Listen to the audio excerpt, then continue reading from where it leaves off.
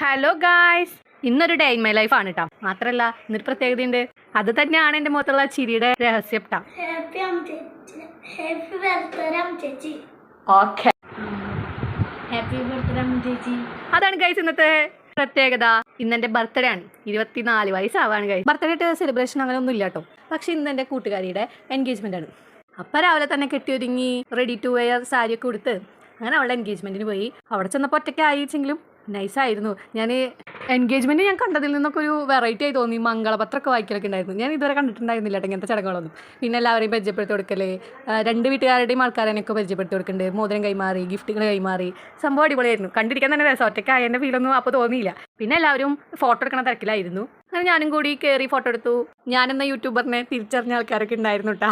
ഭയങ്കര സന്തോഷം തോന്നി. അവളെ അച്ഛനൊക്കെ എൻ്റെ അടുത്ത് വന്ന് ചോദിച്ചു യൂട്യൂബറാ അങ്ങനെയെന്നൊക്കെ പറഞ്ഞപ്പോൾ എന്തോ ഒരു ഭയങ്കര സന്തോഷം തോന്നി. അങ്ങനെ നേരെ ഉച്ചയ്ക്ക് സദ്യ കഴിക്കാൻ പോയി. സദ്യ പറയാതിരിക്കാൻ വൈകി. അത്ര അടിപൊളി സദ്യ ആയിരുന്നു കേട്ടോ. എനിക്ക് ഭയങ്കര ഇഷ്ടമായി. എല്ലാ കറികളും ഒന്നിനൊന്നും വെച്ചായിരുന്നു. അവസാനം പാലട പായസം കൂടി കുടിച്ചിട്ടാണ് അവസാനിപ്പിച്ചത്. എല്ലാ കറികളും ഞാൻ കഴിച്ചു നോക്കി. നല്ല ടേസ്റ്റ് ഉണ്ടായിരുന്നു. അങ്ങനെ എൻ്റെ ബർത്ത്ഡേ സദ്യ കഴിച്ച് ഞാൻ ആഘോഷിച്ച്. അത് കഴിഞ്ഞിട്ട് നേരെ വോട്ട് ചെയ്യാൻ പോയി. നിങ്ങളൊക്കെ വോട്ട് ചെയ്തില്ലേ ഗൈസ്? ഞാനും അമ്മയും മിന്നും കൂടിയിട്ട് വോട്ട് ചെയ്യാൻ പോയി. മിന്നുവിൻ്റെ ഫസ്റ്റ് വോട്ടാണ് കേട്ടോ. കഞ്ഞിയോട്ട്. Full confusion. ഫസ്റ്റ് വോട്ട് ചെയ്യണതിൻ്റെ എല്ലാവിധ എക്സൈറ്റ്മെൻറ്റും അവൾക്ക് ഉണ്ടായിരുന്നു കേട്ടോ. പിന്നെ അങ്ങനെ വോട്ട് ചെയ്ത് വീട്ടിലൊക്കെ എത്തി.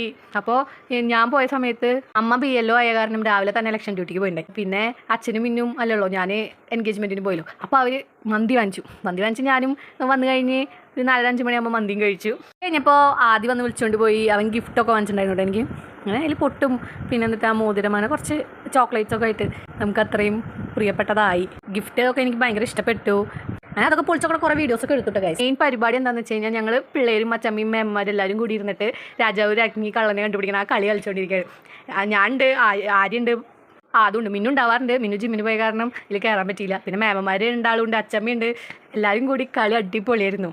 അതുകൊണ്ടാണ് മിക്കപ്പോഴും കള്ളം കിട്ടുക. പക്ഷെ അവളവിടെ ചിരി കണ്ടാൽ തന്നെ നമുക്ക് മനസ്സിലാവും അവൾക്ക് കള്ളനെ കിട്ടിയത്. അങ്ങനെ ഞങ്ങൾ കുറേ നേരം കള്ളനും പോലീസും ഇതൊക്കെ കൂടി കളിച്ച് അങ്ങനെ ഇന്നത്തെ ദിവസം കഴിഞ്ഞു ഗായ്സ്.